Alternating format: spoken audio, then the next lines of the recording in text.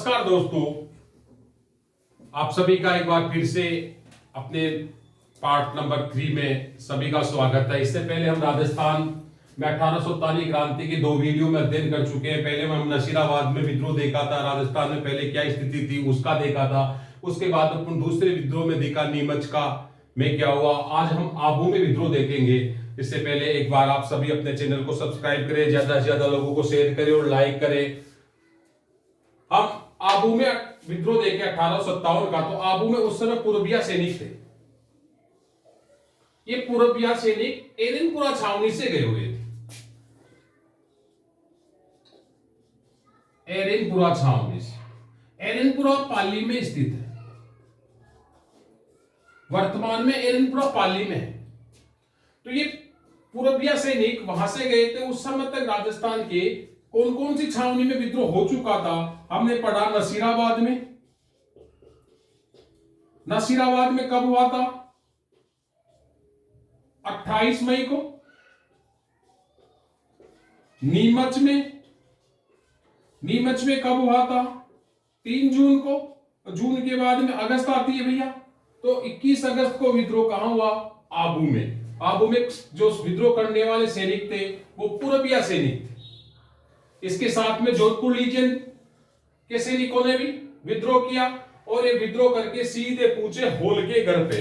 उस समय आबू में अंग्रेज अधिकारी होल था। मिस्टर होल आराम से होले होले सो रहे थे और होल के ऊपर हमला हुआ। इस हमले में एजीजी पैट्रिक लॉरेंस का सुपुत्र मरा तो नहीं पर घायल हुआ। इसके बाद में विद्रोही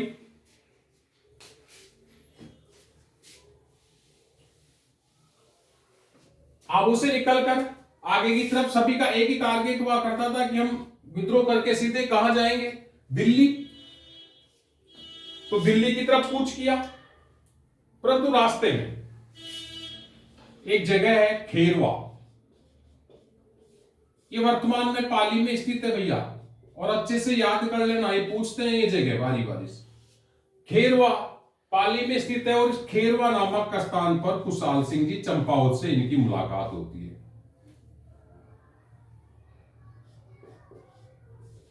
कुशाल सिंह जी चंपावत अवा के ठाकुर थे।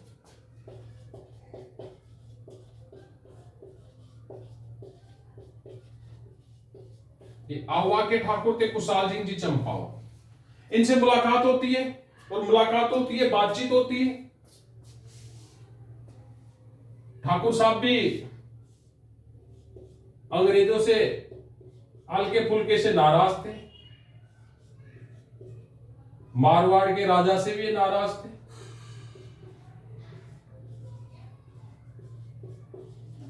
उस समय मारवाड़ का राजा महाराजा तख्त सिंह था।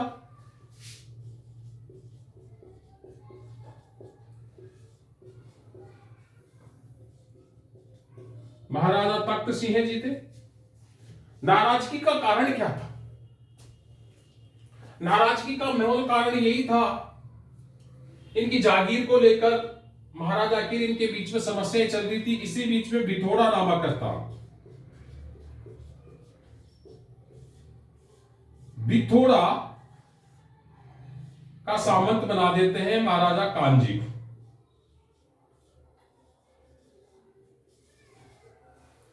और कुशाल सिंह जी चाहते नहीं थे कि कांजी बिथोड़ा के सामंत बने। ये समस्या बढ़ गई। जब महाराजा ने इनको बनाई दिया सामंत, तो कुशाल सिंह जी ने कांजी का कान काट दिया। कांजी का काम तमाम। कुशाल सिंह जी ने कांजी को मार दिया। समस्या और आगे बढ़ी। इस दौरान कुशाल सिंह जी अंग्रेजों के पास में भी गए थे कि आप हमारी मध्यस्थता करो और महाराजा के बीच में जो मनमुटाव चल रहा है उसको दूर किया जाए। परंतु अंग्रेजों ने यह कहकर पल्ला झाड़ लिया कि हमारी संधि है, संधि के अनुसार हम आपके आंतरिक मामलों में कोई हस्तक्षेप नहीं करेंगे। अंग्रेज तो चाहते यही थे, फूट डालो और राज करो, और उस नीति में वो सफल भी हो रहे थे। इसलिए अंग्रेजों ने इस मामले में कोई इंटरेस्ट नहीं दिखाया। क्यों नहीं दिखाया? इसका कारण यह था कि अंग्रेजों को इस मामले के सुलझने से कोई फायदा नहीं होने वाला था। इसलिए इन सभी कारणों से कुशाल सिंह जी, जो मुख्यतः मारवाड़ के राजा तख्त सिंह जी से नाराज चल रहे थे, उन्होंने इन विद्रोही सैनिकों का नेतृत्व करने की ठान ली और उनको नेतृत्व प्रदान किया। अब आगे क्या घटनाक्रम होता है उसके ऊपर चर्चा करें। एक बार आप सभी चैनल को सब्सक्राइब करें, वीडियो को लाइक करें, ज्यादा से ज्यादा लोगों को शेयर करें, ज्यादा से ज्यादा लोगों को इस सीरीज से जोड़े, उनको बहुत फायदा मिलेगा। क्योंकि आने वाले टाइम में बहुत सारी भर्तियां आने वाली है, बोले वो शिक्षक भर्ती हो, असिस्टेंट प्रोफेसर की भर्ती हो, और दूसरे डिपार्टमेंट में हो, बोले जूनियर अकाउंटेंट हो, खूब सारी भर्तियां आने वाली है। आप सभी इस वीडियो सीरीज से जुड़े और बहुत ज्यादा लाभ ले। हम बहुत जल्द साइंस की सीरीज भी इसके ऊपर प्रारंभ करने जा रहे हैं। अब एरनपुरा में जब वो विद्रोही सैनिक पूछे, कुशाल सिंह जी ने नेतृत्व देना स्वीकार कर लिया, तो ये सूचना पूछती है एजीजी के पास में कि अववाह में विद्रोही सैनिक जमा है। जो विद्रोही सैनिक थे वो सब कहां आ गए? अववाह में। और ये सूचना पूछी किसके पास में? एजीजी के पास में। एजीजी ने मारवाड़ के महाराजा को बोला कि भैया उसको कुचलो, क्या हो रहा है उधर आपके मारवाड़ में। तो महाराजा में मारवाड़ ने सेना भेजी 8 सितंबर बिथोड़ा नामक स्थान पर। बिथोड़ा का युद्ध होता है। बिथोरा भी बोलते हैं, बिथोड़ा भी बोलते हैं। बिथोड़ा का युद्ध होता है। अब युद्ध में क्या होता है? अंग्रेजों की तरफ से कौन आया था? अंग्रेजों की तरफ से आए थे कैप्टन हिथकोर्ट। अंग्रेज अधिकारी आया था जो इस युद्ध में कैप्टन हिथकोर्ट। जोधपुर की तरफ से जोधपुर की सेना आई थी ओनाड सिंह के नेतृत्व में, और साथ में आया था रामदयाल। यहां बहुत सी गाइडों में लिखा हुआ है कि जोधपुर की सेना कुशाल राज सिंघवी के नेतृत्व में आई थी।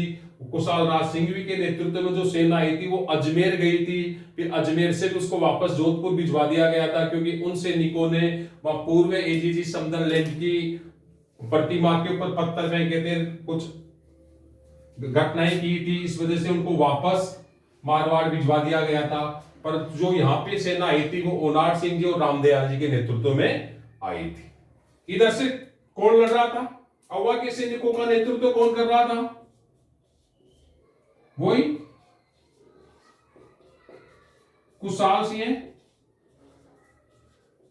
चंपावत। युद्ध हुआ। युद्ध का परिणाम निकला कि कुशाल सिंह जी जीत गए। कुशाल सिंह जी जीते और ओनाड सिंह जी काम आ गए, मतलब ये मर गए।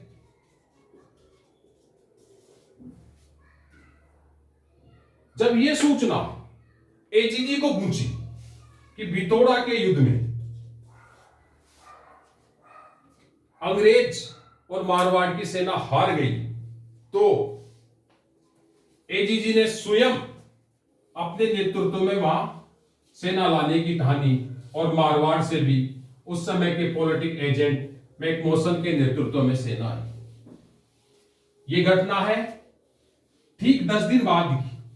बिठोरा का युद्ध हुआ, उसके ठीक 10 दिन बाद में चेलावास नामक स्थान पर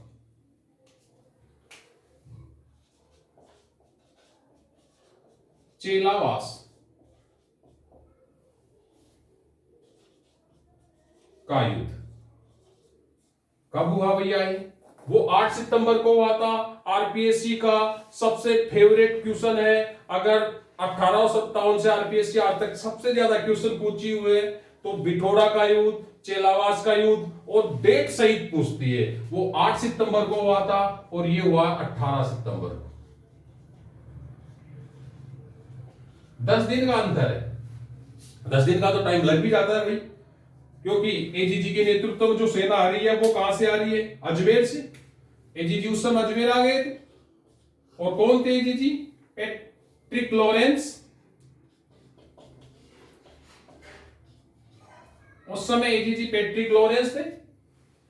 और जोधपुर की जो सेना आई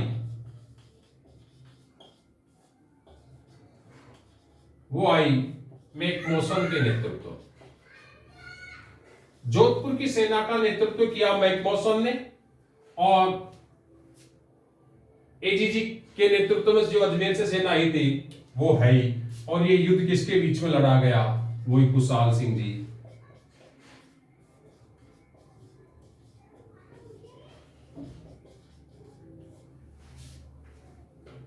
अब इस युद्ध में क्या होता है कि थोड़ा सा मिसअंडरस्टैंडिंग, थोड़ी सी इनमें आपस में मिसअंडरस्टैंडिंग क्या होती है कि ये थोड़े लेट हो गए। इनको उम्मीद थी कि मेरे साथ के साथ आ जाएंगे, ये जब आए और आते ही इन्होंने हमला कर दिया। मैकमोसन जी ने जब इन्होंने हमला किया तो ये काम आ गए। मैकमोसन जी काम आ गए और मारे क्या गए साहब? इनके साथ में तो वो हुआ जो इन्होंने सोचा ही नहीं होगा। इनकी गर्दन काटी गई, पूरे हवा में घुमाया गया और फिर लास्ट में इनकी मुंडी को अवा के किले पे टांग दिया गया। आज भी अवा में और मारवाड़ में ये बोला जाता है कि ढोल बाजे चंग बाजे, भलो बाजे बाकियो, एजेंट को मारकर दरवाजे पर टांगियो। आज भी अवा में ये 150 साल बाद में भी ये पंक्तियां बोली जाती हैं। इस युद्ध का परिणाम कुशाल सिंह जी चंपावत के पक्ष में निकला। ये विजय हुए। अब जब ये सूचना उस समय के गवर्नर जनरल लॉर्ड कैनिंग को पूछी, उस समय भारत के गवर्नर जनरल थे लॉर्ड कैनिंग। जब ये सूचना कैनिंग को पूछी तो कैनिंग ने होम्स के नेतृत्व में एक बड़ी और बहुत विशाल सेना अत्याधुनिक हथियारों के साथ में भेजी। और यह सेना 20 जनवरी को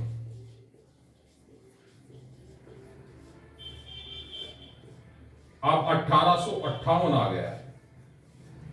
20 जनवरी 1858 को यह सेना आवा पूछती है और इसको आवा का युद्ध।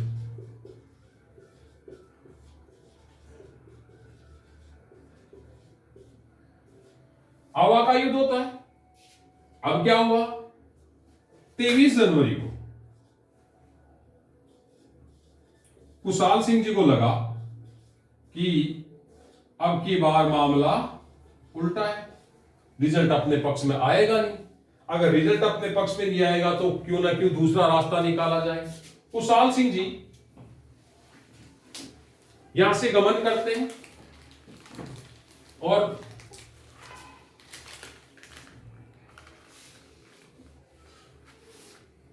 कुशाल सिंह जी 23 जनवरी को मेवाड़ की तरफ चले जाते हैं, इस उम्मीद में कि कोई ना कोई तो अपनी सहायता करेगा। पीछे नेतृत्व दे जाते हैं लांबिया के ठाकुर पृथ्वी सिंह लांबिया को।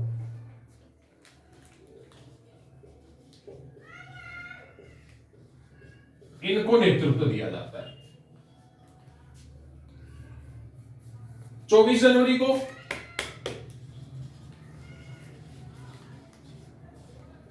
जनवरी 1858 को अवा को विद्रोहियों से मुक्त करवा लिया जाता है। ये उधर चले गए। इसके बाद में जो विद्रोही सैनिक थे वो दिल्ली की तरफ कूच करते हैं। जब वो दिल्ली की तरफ कूच करते हैं तो उनका नेतृत्व है आसोप के ठाकुर, आसोप गांव का नाम है भाई, मेवाड़ में छोटे छोटे गांव है, उन गांवों के जो ठाकुर हुआ करते थे उनके नाम है। आसोप के ठाकुर शिवनाथ सिंह, ये नेतृत्व करते हैं उन सैनिकों का जो दिल्ली की तरफ कूच कर गए थे। ये दिल्ली की तरफ जाते हैं, आगे रेवाड़ी को जीत लेते हैं, फिर नारनौल के पास में, नारनौल के पास में इनको अंग्रेज अधिकारी गेरार के द्वारा पराजित। आसोप के ठाकुर शिवनाथ सिंह के नेतृत्व में आगे बढ़ते हैं, रेवाड़ी को जीतते हैं, रेवाड़ी को विजय करते हैं और नारनौल के पास में गेरार के द्वारा पराजित कर दिए जाते हैं। और भी कई सहयोगी थे,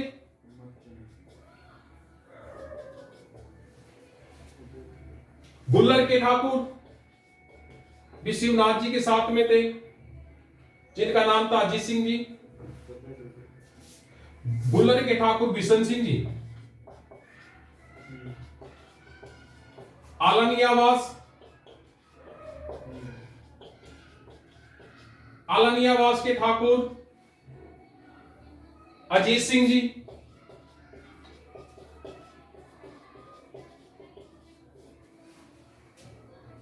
तुलगिरी के ठाकुर जगत सिंह जी,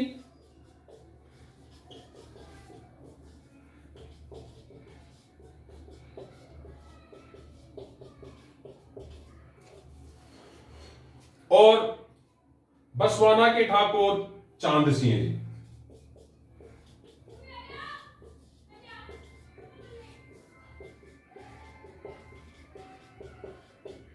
ये याद रखना, ये तीन तो अक्सर पूछे जाते हैं एग्जामों में, ज्यादातर एग्जामों में, आरपीएससी हो या अधीनस्थ बोर्ड हो, फेवरेट क्वेश्चन है। आसोप से किसने भाग लिया, गुलर से किसने भाग लिया, आलनियावास से किसने भाग लिया, तुलगिरी से किसने भाग लिया, बसवाना से किसने भाग लिया, इन्होंने भाग लिया था। आप एक बार सभी चैनल को लाइक करें, सब्सक्राइब करें और ज्यादा से ज्यादा लोगों को भेजें।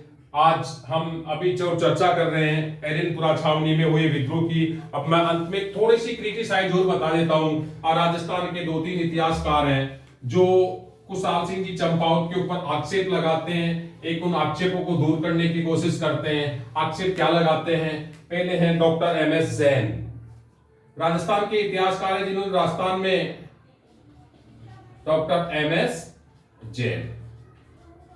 एक है doctor Nathuram Khadgawat. Doctor MS Jain कहते हैं कि साहब कुशाल सिंह जी चंपावत ने जो भी विद्रोह किया, जो भी लड़ाई लड़ी, वो अपने स्वार्थवश लड़ाई लड़ी। दूसरे हैं डॉक्टर नाथूराम खड़गावत जी, ये कहते हैं कि नहीं, कोई स्वार्थ नहीं था, वो तो एक स्वतंत्रता के प्रेमी थे, अपने स्वतंत्रता के लिए लड़े थे। और फिर एक अंग्रेज इतिहासकार प्रीचार्ड है, उन्होंने द म्यूटिनीज इन राजपूताना पुस्तक लिखी, उसमें भी इन चीजों को क्रिटिसाइज किया गया है। और जो भरतपुर, जो